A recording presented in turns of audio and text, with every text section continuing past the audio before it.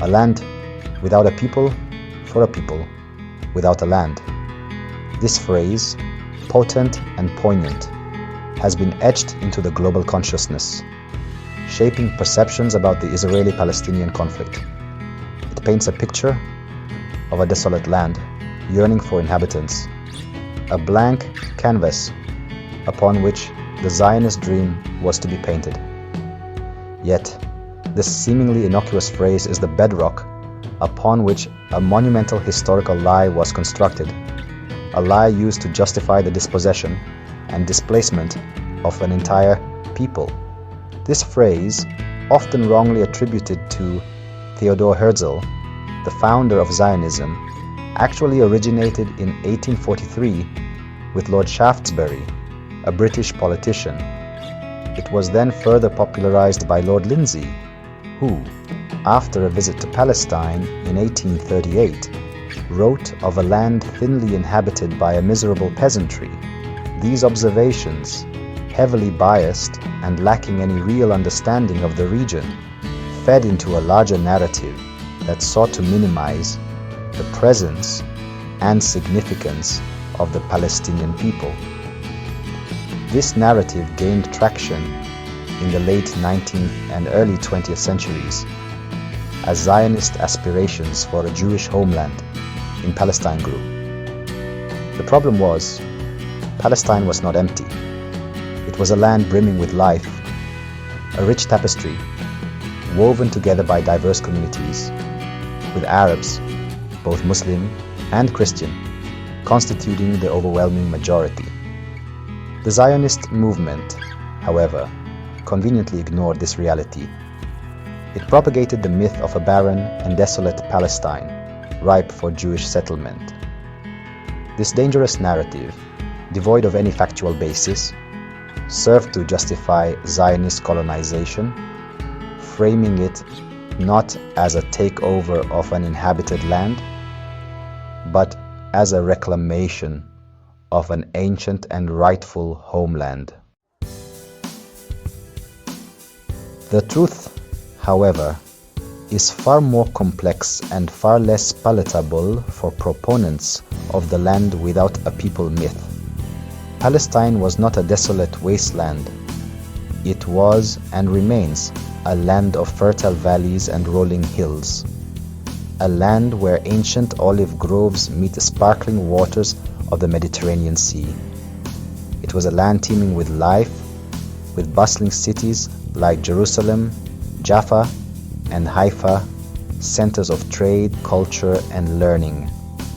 The Palestinian people, far from being absent, were deeply rooted in this land. They were farmers, artisans, merchants, and intellectuals. They built thriving communities, cultivated the land, and contributed to a rich and vibrant society.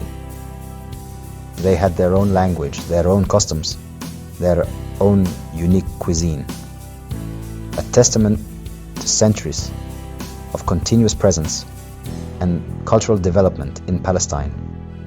To claim that Palestine was empty, devoid of a people, is not just inaccurate.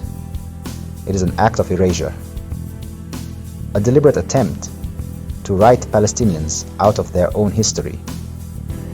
It is a denial of their very existence, a tactic employed to justify their dispossession and control over their ancestral homeland.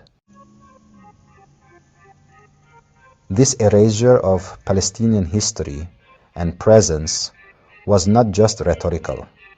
It manifested in concrete actions, in the systematic dismantling of Palestinian life and the suppression of Palestinian identity.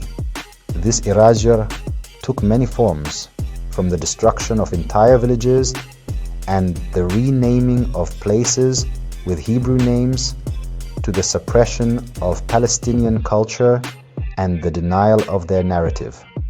One of the most insidious tools of this erasure was the manipulation of images. Photographs of Palestinian cities, once vibrant and bustling with life, were presented as desolate and empty. Images of Palestinians themselves were often absent. furthering the myth of a land devoid of people. This manipulation extended to historical narratives.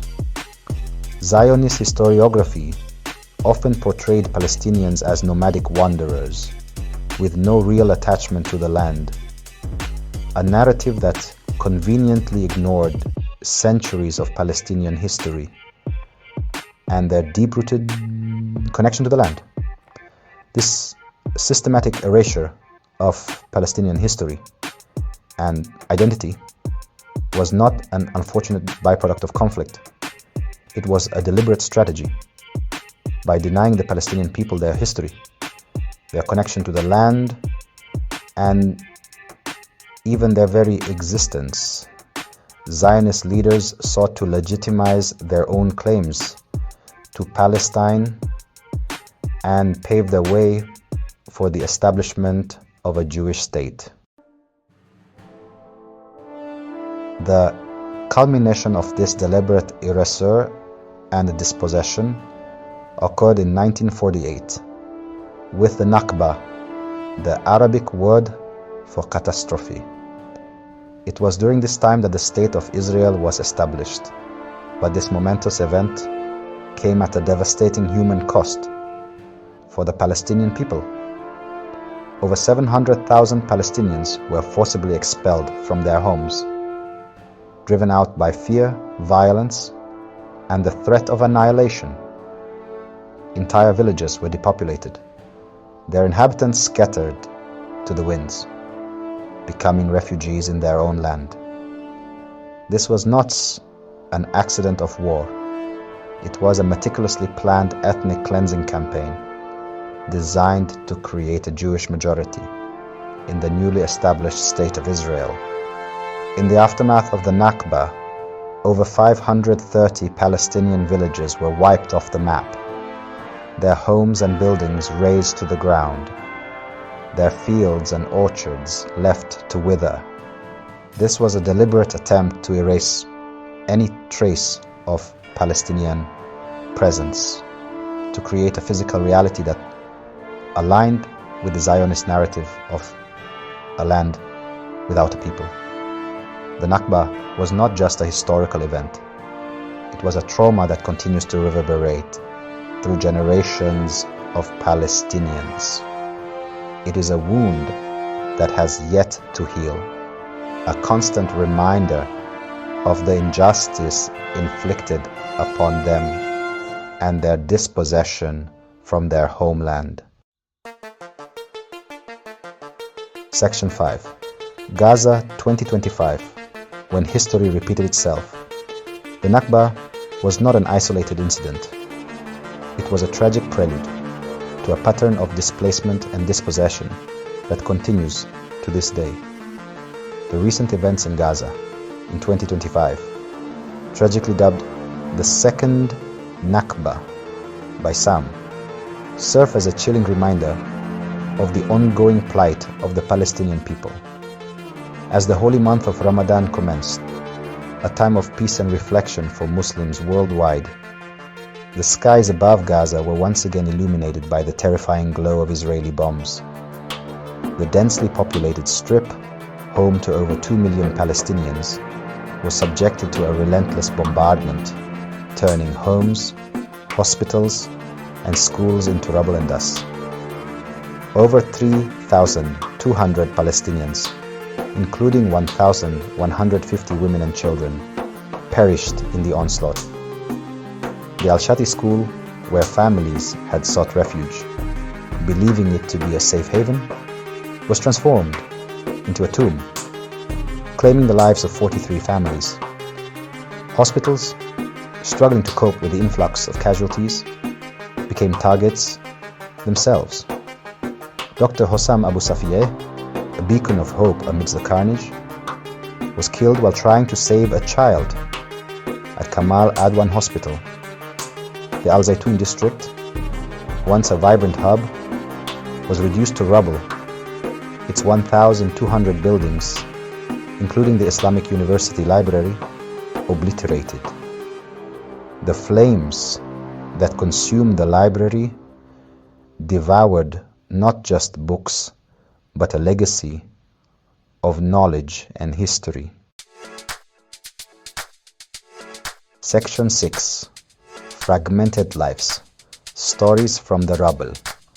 The human cost of this latest chapter in the Palestinian tragedy is immeasurable. Each life lost represents a shattered family, a community torn apart, a future extinguished. 10-year-old Youssef al-Najjar emerged from the rubble, his tiny body bearing the physical and emotional scars of the bombardment. His twin sister Mayar did not survive. The image of Youssef, his eyes filled with a pain no child should ever know, is a searing indictment of the world's silence and inaction. 72-year-old Mohammed, her wrinkled face etched with resilience, shared her meager rations with displaced families, her spirit unbroken despite losing her home and all her possessions. We have nothing left but our dignity, she declared. Her words, a testament to the indomitable spirit of the Palestinian people. Somaya Al-Abed, a 28-year-old teacher, was killed while conducting a lesson in a makeshift tent classroom. Her dedication to educating the next generation, even in the face of such adversity, underscores the thirst for knowledge and a better future that burns bright even in the darkest of times. Ziad Abu Khadra, a 34-year-old father, penned a heart-wrenching goodbye note to his family before being killed alongside them. His words, a poignant blend of love, despair, and defiance, serve as a stark reminder of the human cost of this enduring conflict. Section 7. The Illusion of Democracy, Unveiling Apartheid. The claim that Israel is the only democracy in the Middle East rings hollow in the face of the ongoing oppression of the Palestinian people. The stark reality is that Israel operates under a system of apartheid, where one set of laws applies to Israeli citizens, predominantly Jewish, and another far more draconian set of laws governs the lives of Palestinians. In the West Bank, Palestinians live under a suffocating military occupation, subject to checkpoints, arbitrary detentions, and the confiscation of their land. Their freedom of movement is severely restricted, their economic opportunities stifled, and their daily lives overshadowed by the constant threat of violence and harassment by Israeli settlers and soldiers. In Gaza, the situation is even more dire. The densely populated strip has been transformed into an open-air prison, subjected to a crippling blockade that has deprived its inhabitants of basic necessities, including food, clean water, and medical supplies. The 2025 bombardment has only exacerbated this humanitarian crisis, leaving the population teetering on the brink of collapse. The notion that a state can be considered a democracy while simultaneously subjecting another people to such inhumane treatment is a fallacy. The time has come to call this system what it truly is: apartheid. Section 8. Steadfast in the face of injustice.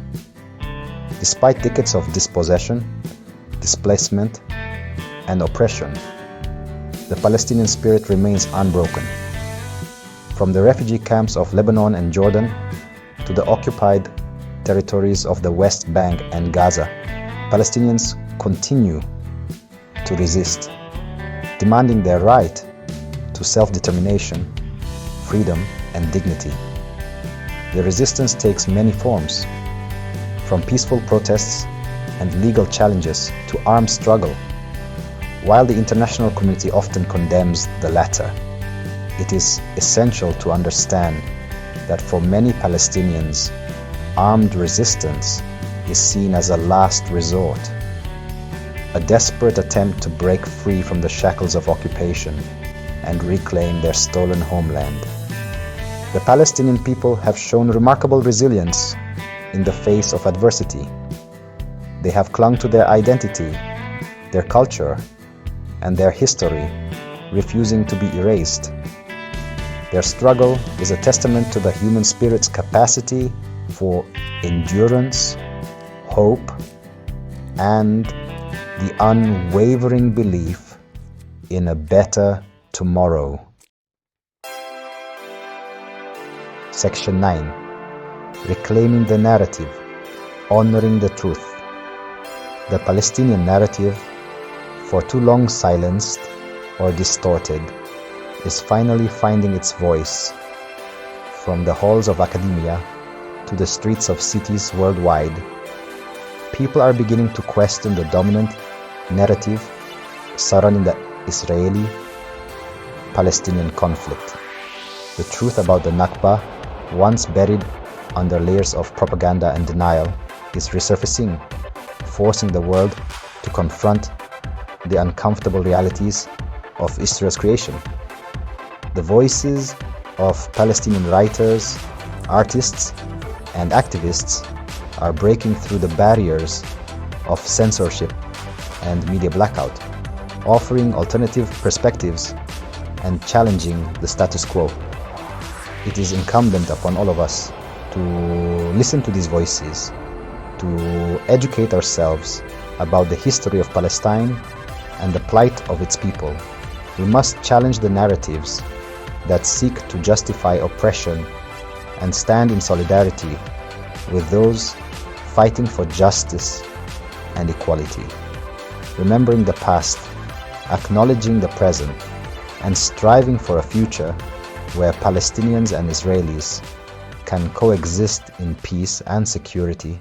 This is the only path towards a just and lasting resolution to this enduring conflict.